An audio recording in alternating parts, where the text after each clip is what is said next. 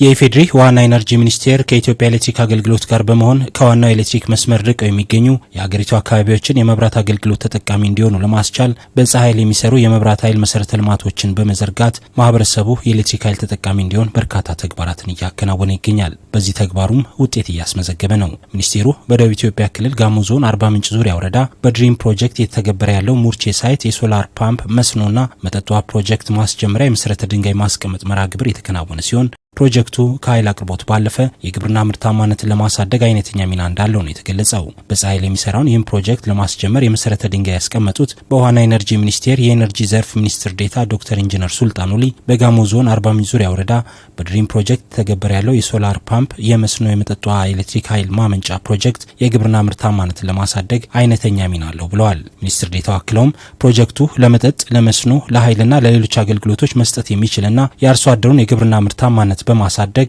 የህብረተሰቡን ብልጽግና ለማረጋገጥ አይነተኛ ሚና እንደሚወጣም አስረድተዋል።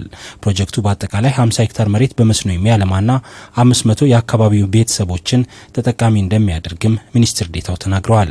የሶላር መስኖና የመጠጥ ውሃ ፕሮጀክቱ አካባቢው የአትክልትና ፍራፍሬ ምቃቅም ያለበትና በስፋትም የሚመረትበት በመሆኑ የፀሐይ ኃይልን በመጠቀም ምርቱ ሳይበላሽ የሚቆይበትን ቴክኖሎጂ በመጠቀም ወደ ተጠቃሚ ለማቅረብ የሚረዳ እንዲሁም ለወጣቶች የስራ ዕድልን የሚፈጥር ፕሮጀክት መሆኑን ዶክተር ኢንጂነር ሱልጣን ገልጸዋል። ከ570 ሚሊዮን ብር በላይ በሆነ ወጪ የተገነባ ያለው ይኸው ፕሮጀክት የአካባቢውን ህብረተሰብ በበቂ ተደራሽ ለማድረግ የሚያስችል 14 የውሃ ጉድጓዶች ያሉት መሆኑን ገልጸው የመስኖ ስራው 3.85 ኪሎ ሜትር የመስመር ዝርጋታ የተሰራና ፕሮጀክቱ 97 በመቶ መጠናቀቁንና በቅርቡ ተመርቆ አገልግሎት መስጠት እንደሚጀምርም ገልጸዋል። ፕሮጀክቱ በዋናነት ከሌሎች የሚለየው ለመስኖ ለመጠጥ ውሃና የአካባቢውን ህብረተሰብ በበቂ ሁኔታ የኤሌክትሪክ ኃይል ተጠቃሚ ማድረግ የሚችል መሆኑን የፕሮጀክቱ አስተባባሪዎች ገልጸዋል።